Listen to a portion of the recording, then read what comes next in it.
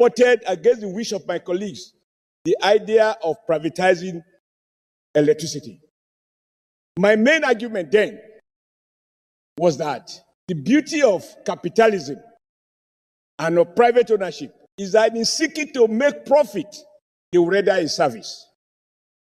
But the danger of public ownership is that whether they render a service or not, they draw on the taxpayer treasury in the name of correcting what is there. I could never have imagined, as it is today, that a private person will collect money for services he did not render. And the Nigerian people are helpless. Even we here as privileged class have had to buy the transformer that I use here in the heart of Abuja.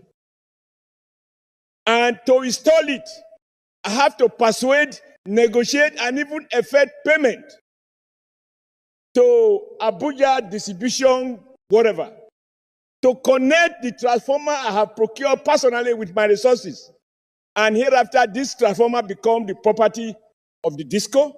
And every month, I am asked to pay bill on brand A or whatever. Under your transformer. Like you said, sir, every state governors, or most, spend public funds, buy transformers for communities. And then you still have to contribute money. Many of us, very soon, when we go back to the electorate, they are going to tell us that for 1 year, for 2 years, they've had no light. What is the problem? No transformer. And then they ask you a senator to go out and buy the transformer. You look for the money, you buy the transformer. And then they say, NEPA says you have to pay for them to connect the transformer to their grid. If cables are faulty, you buy the cable for them to install it. Even right now, I have requests from several communities asking me to buy the transformer and to get them connected. And yet, sir, the key element in distribution is transformer and cables, among others.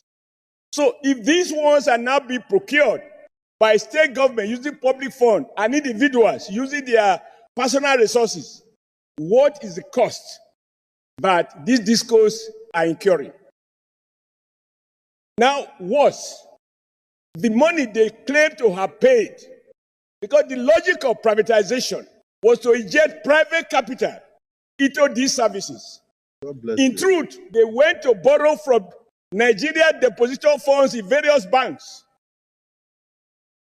thereby killing some of those banks who have now become the liability of AMCON, which itself is also a contradiction about the logic of free market. And what they have borrowed, Mr. President, since the privatization took place, what they have borrowed through CBN and other sources is 10 times more than the amount they claim to have paid to become owners of those DISCOs. Lastly, sir, as things stand, DISCOs own no more than 60%, quote, own. So it is arguable where the total money you have borrowed from public sources is more than your private capital, whether you can still claim to be privately owned. 40%, as we speak, still belong to the federal government. But sir, there are no governing councils. There is no governing board for these DISCOs. So federal government owns 60% of a business and it has no say in the board of those companies. So there is no corporate governance. The one of Edo is owned by a pharmacist. The wife is a banker. The pharmacy becomes the chairman. The banker becomes the MD.